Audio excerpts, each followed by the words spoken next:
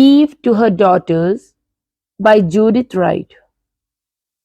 It was not I who began it, turned out into draughty caves, hungry so often, having to work for our bread, hearing the children whining. I was nevertheless not unhappy. Where Adam went, I was fairly contented to go. I adapted myself to the punishment. It was my life. But Adam, he kept on brooding over the insult, over the trick they had played on us, over the scolding. He had discovered a flaw in himself, and he had to make up for it. Outside Eden, the earth was imperfect. The seasons changed. The game was fleet footed. He had to work for our living, and he didn't like it.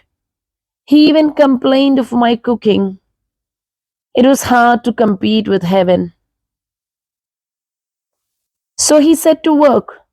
The earth must be made a new Eden, with central heating, domesticated animals, mechanical harvesters, combustion engines, escalators, refrigerators, and modern means of communication, and multiplied opportunities for safe investment and higher education for Abel and Cain and the rest of the family.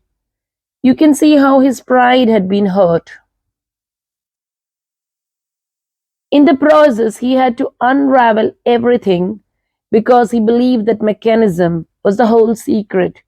He was always mechanical minded. He got to the very inside of the whole machine, exclaiming as he went, "So that is how it works." And now that I know how it works, why, I must have invented it. As for God and the other, they cannot be demonstrated, and what cannot be demonstrated doesn't exist. You see, he'd always been jealous. Yes, he got to the center, where nothing at all can be demonstrated. And clearly he doesn't exist, but he refuses to accept the conclusion.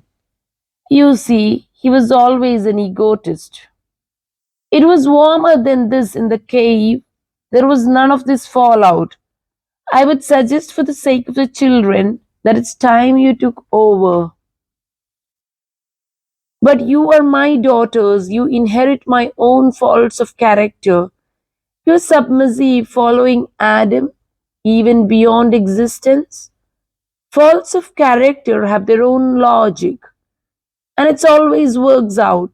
I observed this with Abel and Cain. Perhaps the whole elaborate fable, right from the beginning, is meant to demonstrate this. Perhaps it is the whole secret.